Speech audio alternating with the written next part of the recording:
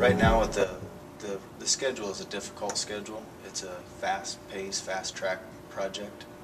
The winter, when we first started getting rolling with the project, we actually started in the dead of winter. So it was difficult getting all of the deep foundation footings in, but we're able to get going, and with the parking garage, get a good sequence going throughout. And we expect that the completion date is still on schedule. With a typical parking garage, what you have is you have on each level you have a pour sequence of how you build it.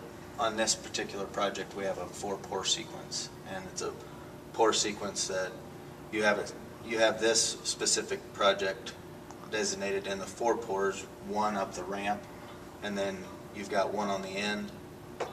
The 3rd pour would be on the far north end in the middle, and then the 4th one is the outside, the west half of the building. The pour that we just poured this morning is over the poly, the white poly.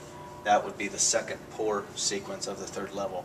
So each level with the parking garage will go up in a 4-pour sequence. So if you have a shot like this each day, you'll see each stair step just kind of walking up the project. Kind of like you would drive up, where that's the way we pour it, just on the way up.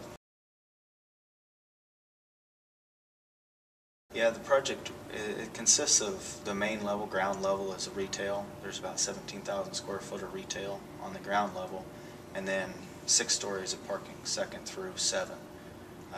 That consists of about 35,000 square foot of per level, and there's a total of around 646 parking stalls.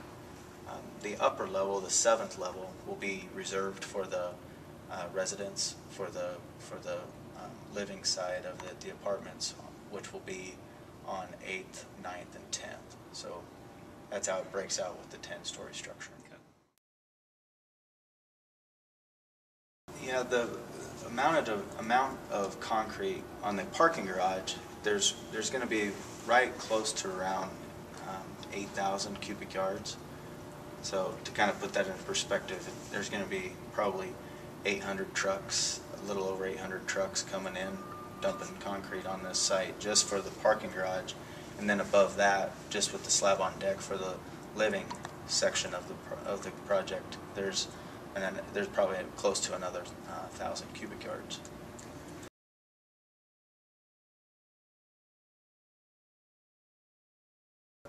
Well, 1 foot stick of it weighs 13.6 pounds.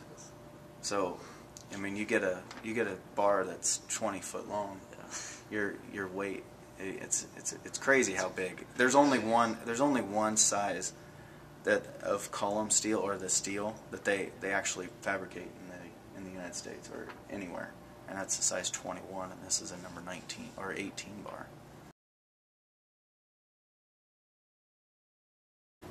On a typical day with the progress that we're working on, we probably have around 60 employees on site right now, and then during a pour day, which would be this morning, it ramps up just with the magnitude of the pour, and we get upwards to 85, so 85 to 90 workers on site during a pour day.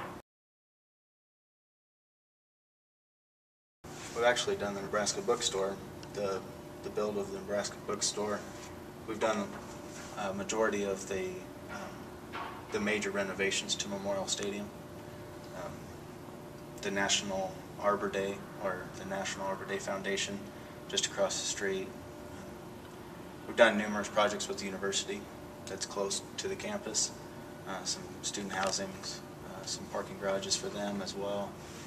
And right now, recently around the area, we're working on a Surety Life building, parking garage there, and then we are also getting started on to Farmers Mutual building. We're fortunate, my wife and I, we have 4 young boys, so if we come downtown, it's always a joy to take the kids down to the Lincoln Children's Museum.